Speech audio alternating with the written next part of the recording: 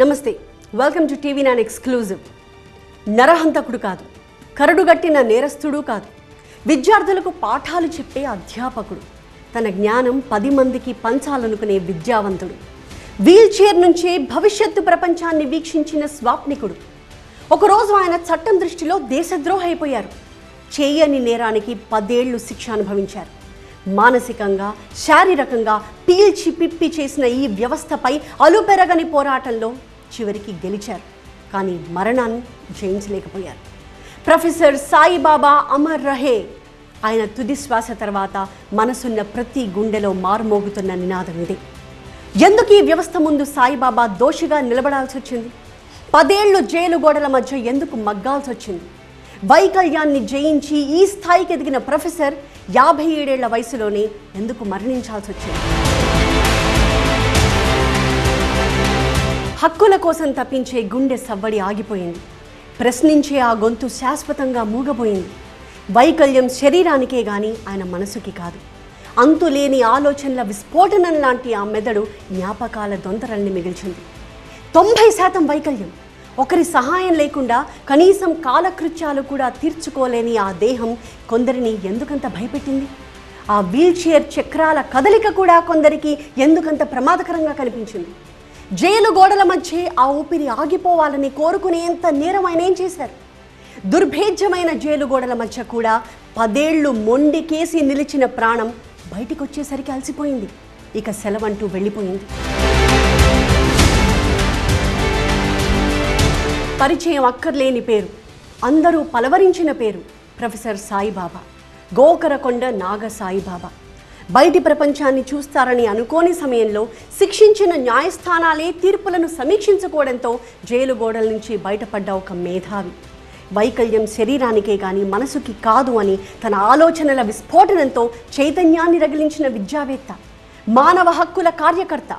57 ఏళ్ల వయసులోనే ఆయన ఊపిరాగిపోయింది. ఇక్కడ భారత ప్రభుత్వం ఆదివాసీ జనసమూహాలను తుడిచిపెట్టడం, అదే ఆపరేషన్ గ్రీన్ అంటే. దానికి పేరు ఏదైనా పెట్టండి, పేరు మార్చండి, పేరు తీసేయండి, పేరు ఉన్నదనండి లేదనండి, ఆపరేషన్ గ్రీన్ అంటేకి పేరు ఏదైనా పెట్టండి. కానీ అక్కడ జరుగుతున్నది వాస్తవం ఏంటంటే గ్రామాలను తుడిచిపెట్టడం, ఆదివాసీ జనజాతులను కంప్లీట్గా తుడిచిపెట్టి కార్పొరేట్ హౌసెస్కి సూపర్ ప్రాఫిట్స్ కోసం అక్కడున్న మినరల్స్ అన్నింటినీ కూడా ఇవ్వడం, ఇది ఆపరేషన్ గ్రీన్ అంటే. జైలు గోడల మధ్య దారుణమైన అనుభవాలతో తట్టుకోలేకపోయిన ఆ దేహం బాహ్య ప్రపంచాన్ని చూసేందుకే పంటి బిగువన ఊపిరిని ఆపుకున్నట్టు అనిపించింది. తీవ్ర అనారోగ్యంతో గత నెల 19న నిమ్స్ హాస్పిటల్లో చేరిన ప్రొఫెసర్ సాయిబాబా ఆరోగ్యం క్షీణించింది. శనివారం రాత్రి ఆయన కన్నుమూయడంతో సమాజం కోసం ఇలాంటి ప్రొఫెసర్లు 10 కాలాల పాటు బతకాలను తప్పించే వేల గుండెలు బద్దలైపోయాయి. పోరాటాలకు నిలువెత్తు స్ఫూర్తిగా నిలిచే హైదరాబాద్ గన్ పార్క్ దగ్గర ప్రొఫెసర్ సాయిబాబాకు దక్కిన నివాళులు ఆయన వ్యక్తిత్వానికి తార్కాణం. ప్రజాభిమానమై ఆయన సంపాదించిన ఆస్తిపాస్తులు. ప్రజలు సన్నిహితుల సందర్శనార్థం గన్ పార్క్ దగ్గర ప్రొఫెసర్ సాయిబాబా భౌతిక కాయాన్ని ఉంచినప్పుడు కొందరి కళ్ళల్లో నుంచి ఉబికి వచ్చిన కన్నీళ్లను ఎవ్వరూ ఆపలేకపోయారు. ఆయన ఇక లేరన్న బాధ కంటే 10 ఏళ్లు జైలు గోడల మధ్య ఆయన అనుభవించిన ఆ నరకయాతనను తలుచుకుని భావోద్వేగానికి గురైన వారు ఎంతోమంది ఉన్నారు. మౌలాలీలోని ఇంట్లో ప్రొఫెసర్ కడసారి చూపు కోసం సన్నిహితులు ప్రజలు భారీగా తరలివచ్చారు. ప్రొఫెసర్ సాయిబాబా కోరిక మేరకు ఆయన కళ్లను ఎల్వి ప్రసాద్ ఐ ఇన్స్టిట్యూట్కి దానం చేశారు. అంతిమయాత్రతో కన్నీటి నివాళి అర్పిస్తూ ప్రొఫెసర్ సాయిబాబా భౌతిక కాయాన్ని గాంధీ ఆసుపత్రికి అప్పగించారు. ఆయన మేము దక్కించుకోలేకపోయినాం. మాకు ఇది చాలా లోటు. ఇదే కాదు, మాకే కాదు, ప్రజా సంఘాల వాళ్ళకి, మిగిలిన పీడిత ప్రజలకి, ఆదివాసులకు కూడా. ఆయన అరెస్ట్ కాకముందు ఏవైతే సేవలు చేద్దాం అనుకున్నాడో, అరెస్ట్ అయి తిరిగి వచ్చిన తర్వాత కూడా తన పందాన్ని అదే విధంగా కంటిన్యూ చేస్తానని చాలాసార్లు చెప్పినాడు మాతో. ఇది చాలా దురదృష్టకరమైన సమయం మాకు, మా ఫ్యామిలీకి. వ్యవస్థ ప్రొఫెసర్ సాయిబాబాపై దేశద్రోహి అనే ముద్ర వేసి ఉండొచ్చు. కానీ ఆయన వృత్తిపరంగా పిల్లలకు విద్యాబుద్ధులు నేర్పించిన అధ్యాపకుడు, ఢిల్లీ యూనివర్సిటీలో ప్రొఫెసర్. ఉమ్మడి తూర్పుగోదావరి జిల్లా అమలాపురం మండలం నల్లమిల్లి రైతు కుటుంబంలో 1967లో జన్మించారు సాయిబాబా. తల్లిదండ్రులు గోకరకొండ సత్యనారాయణమూర్తి, సూర్యావతి. 5 ఏళ్ల వయసులో పోలియో సోకి 2 కాళ్ళు పూర్తిగా దెబ్బతిన్నా చదువులో ఎప్పుడూ ముందుండేవారాయన. అమలాపురంలోని శ్రీ కోనసీమ భానోజీ రామర్స్ కాలేజ్లో గ్రాడ్యుయేషన్ పూర్తి చేశాక హైదరాబాద్ యూనివర్సిటీలో పీజీ చేశారు ప్రొఫెసర్ సాయిబాబా. ఢిల్లీ యూనివర్సిటీలో ప్రొఫెసర్గా చేస్తూనే పీహెచ్డీ పూర్తి చేశారు. 1992లో హైదరాబాద్ యూనివర్సిటీలో చదివేటప్పుడు వామపక్ష భావజాలానికి ఆయన బాగా ఆకర్షితులయ్యారు. ఆల్ ఇండియా పీపుల్స్ రెసిస్టెన్స్ ఫోరంలో చేరారు. ఆయన ఏఐఆర్పీఎఫ్కి జాతీయ ప్రధాన కార్యదర్శిగా కూడా పనిచేశారు. దీని తర్వాత ఆర్డీఎఫ్ అనే సంస్థతో కూడా అనుబంధాన్ని కొనసాగించారు. తెలంగాణ ప్రజా ఉద్యమాలే తనని చైతన్యపరిచాయని, తనని వ్యక్తిగా తీర్చిదిద్దాయని చెప్పుకునేవారు ప్రొఫెసర్ సాయిబాబా. ఏ సమాజంలో అయినా సరే ప్రశ్నించేవాళ్ళు, నిలదీసేవాళ్ళు, న్యాయం కోసం, ప్రజాస్వామ్య ప్రక్రియను అమలు చేయడం కోసం ప్రశ్నలు లేవనెత్తు ముందుకు పోతూ ఉంటుంటే ఆ వ్యవస్థలో ఉన్న ఇన్స్టిట్యూషన్ సంస్థలు కూడా వాటికి రెస్పాండ్ అవ్వక తప్పదు. ఢిల్లీ యూనివర్సిటీలో ప్రొఫెసర్గా పనిచేస్తున్న సమయంలో మావోయిస్టులతో సంబంధాలున్నాయి అంటూ 2014లో ప్రొఫెసర్ సాయిబాబాని అరెస్ట్ చేశారు మహారాష్ట్ర పోలీసులు.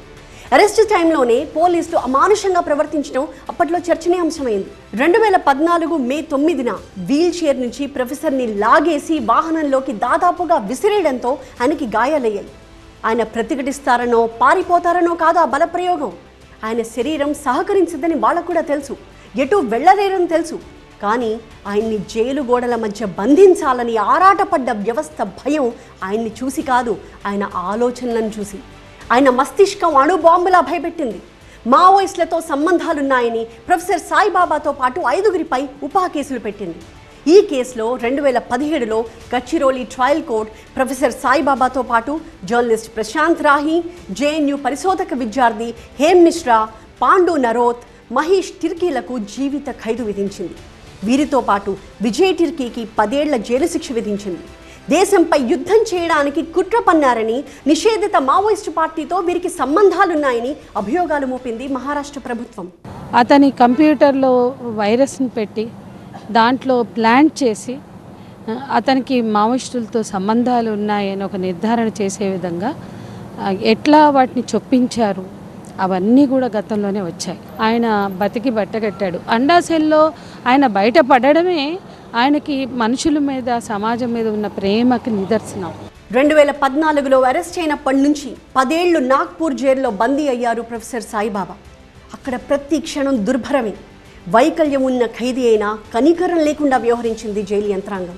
కాలకృత్యాలు తీర్చుకోవడానికి కూడా నరక యాతన పడాల్సి వచ్చింది. ఆయన తన ఆరోగ్యం క్షీణించిందని, వైద్య చికిత్స అందించాలని ప్రొఫెసర్ సాయిబాబా చేసుకున్న అభ్యర్థనలు జైలు గోడల మధ్య సమాధైపోయాయి.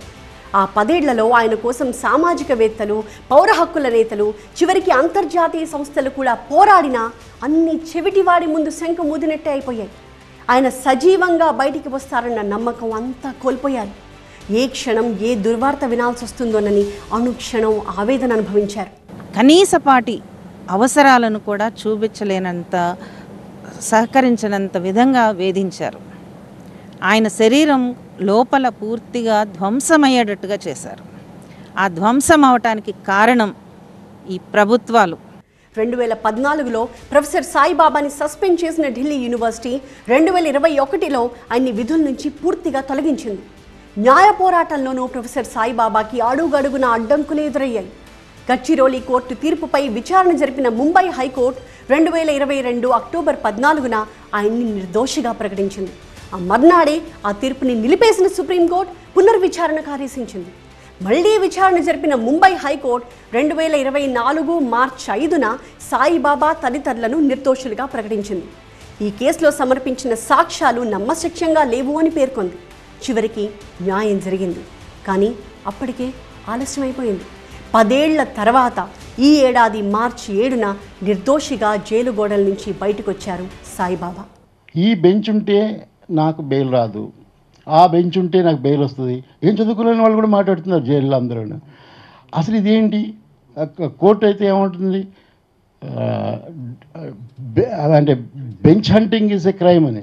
100 మంది దోషులు తప్పించుకున్నా ఒక్క నిరపరాధిని కూడా శిక్షించకూడదు అనేది మన న్యాయ వ్యవస్థ పాటించే సూత్రం. మరి ఆ మేధావి విషయంలో ఈ న్యాయం ఎందుకు వర్తించలేదు అన్న సందేహం జైలు గోడల మధ్య సమాధైపోయింది. చట్టం ఎవరికీ చుట్టం కాదు, నిజమే. కానీ ఆ చట్టమే ప్రొఫెసర్ సాయిబాబా విషయంలో ఎందుకంత కర్కశంగా వ్యవహరించింది అనేది మేధావులు, విద్యావంతులు, ఆయన భావజాలాన్ని సమర్థించేవారు సంధిస్తున్న ప్రశ్న. సెలబ్రిటీలో, రాజకీయ ఖైదీలో అయితే జైళ్లలో ఏ లోటు వాళ్లకుండదు. కానీ సామాన్యుల గురించి గొంతెత్తే సాయిబాబా లాంటి మేధావులను కరడుగట్టిన నేరస్తులాగానే చూస్తుంది మన జైళ్ల వ్యవస్థ. ఆహారం తీసుకునేందుకు ఇబ్బంది అవుతోంది అన్న స్పూన్ని, ఫోర్క్ని కూడా అనుమతించనంత కర్కశత్వం ఎవరినైనా కన్నీరు పెట్టిస్తుందిగా. తన వైకల్యాన్ని, అనారోగ్యాన్ని దృష్టిలో పెట్టుకుని గృహ నిర్బంధానికి అనుమతించాలి అన్న అభ్యర్థనని కూడా సుప్రీంకోర్టు తిరస్కరించింది. దేశానికి వ్యతిరేకంగా ప్రొఫెసర్ ఎలాంటి కుట్రలు చేయలేదన్న వాదనని సుప్రీం తోసిపుచ్చింది. తీవ్రవాద, మావోయిస్టు కార్యకలాపాల్లో ప్రత్యక్షంగా పాల్గొనాల్సిన పని లేదు అన్న సుప్రీంకోర్టు ఇలాంటి వ్యవహారాల్లో మెదడే ఎక్కువ ప్రమాదకరమైంది అంటూ చేసిన వ్యాఖ్యలు మేధావి వర్గాన్ని ఆలోచనలో పడేశాయి. ప్రొఫెసర్ సాయిబాబా యాక్చువల్లీ ఆయన దేశంలో ఉన్న ఇప్పుడు ఆపరేషన్ గ్రీన్ హంట్ కావచ్చు, లేకపోతే పెద్ద పెద్ద కార్పొరేట్స్ మైనింగ్ పేరిట, పెద్ద పెద్ద అంటే ల్యాండ్ అక్విజిషన్ పేరిట ఆదివాసీ ఏరియాస్లో చేసే లూటుకి వ్యతిరేకంగా ఆయన మాట్లాడారు. మానవ హక్కుల ఉల్లంఘనలకు వ్యతిరేకంగా మాట్లాడారు. దీనికోసం మానవ హక్కుల కార్యకర్తలు ఇలా చిత్రహింసలు పెట్టి జైలు పాలు చేయడం, అండాసెల్ లాంటి సాలిటరీ కన్ఫైన్మెంట్లు పెట్టడం, ఇది చాలా చాలా దారుణం. అనారోగ్యంతో బాధపడ్డా, శరీరం సహకరించకపోయినా జైలు గోడల మధ్య ప్రొఫెసర్ సాయిబాబాకి ఏ మినహాయింపు ఇవ్వలేదు చట్టం. జైలు జీవితంలో 21 రకాల అనారోగ్య సమస్యలకి గురయ్యారు ప్రొఫెసర్. కరోనా సమయంలో ఆయన అనారోగ్యంపై ఆందోళన వ్యక్తమైన విముక్తి లభించలేదు. జైల్లో సరైన సదుపాయాలు కల్పించడం లేదు అని, కరోనా వైరస్ సాకుతో చంపడానికి కుట్ర చేస్తున్నారని ఆరోపించారు ఆయన. వీల్ చైర్ తిరగని సెల్లో ప్రొఫెసర్ని ఉంచారు. అత్యంత క్రూరమైన నేరాలకు పాల్పడిన వారిని ఉంచే అండా సెల్లో ఆయన్ని నిర్బంధించారు. వికలాంగుడైనా కూడా జీవితం అంతా మానవ హక్కుల కొరకు రాజీ లేని పోరాటం చేసిన అద్భుతమైన వ్యక్తి సాయిబాబా. ఆయన మరణానికి ఇవాళ అమానవీయంగా మారుతున్న ఒక వ్యవస్థ కారణం. జైలు జీవితంలో అనుభవించిన టార్చర్ ఒకెత్తైతే తల్లి చివరి చూపుకి కూడా నోచుకోలేకపోవడం ప్రొఫెసర్ సాయిబాబాని బాగా కుంగదీసింది.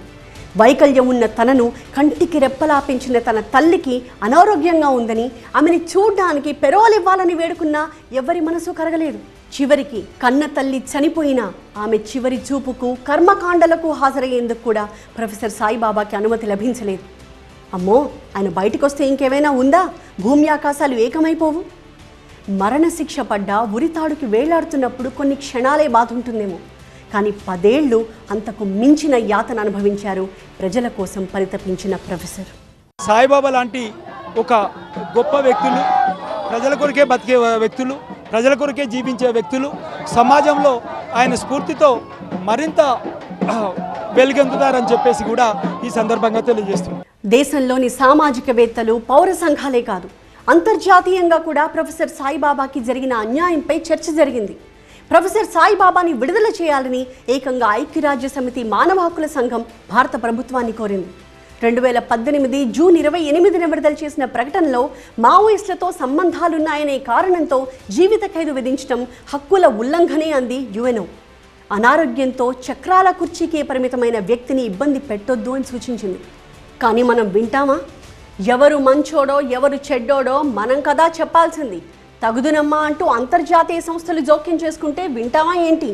ఈ చెవితో విని ఆ చెవితో వదిలేస్తాం. ఎగ్జాక్ట్గా అదే జరిగింది. ఐక్యరాజ్య సమితి కంట శోషకే విలువ లేకుండా పోతే ఇక ఈ సంఘాలు, మనుషుల గోస ఎవరికి పడుతుంది? జైలు గోడల మధ్య ఊపిరి ఆగిపోతే దేశం సురక్షితమని నమ్మించే వ్యవస్థలో ఒక ప్రొఫెసర్ ప్రాణానికి విలువే ఉంది. అయినా కాలంతో పోరాడుతూనే వచ్చారు ప్రొఫెసర్ సాయిబాబా. జైల్లో ఉండగానే కవితలు, లేఖలతో సాయిబాబా సంకలనం రచించారు.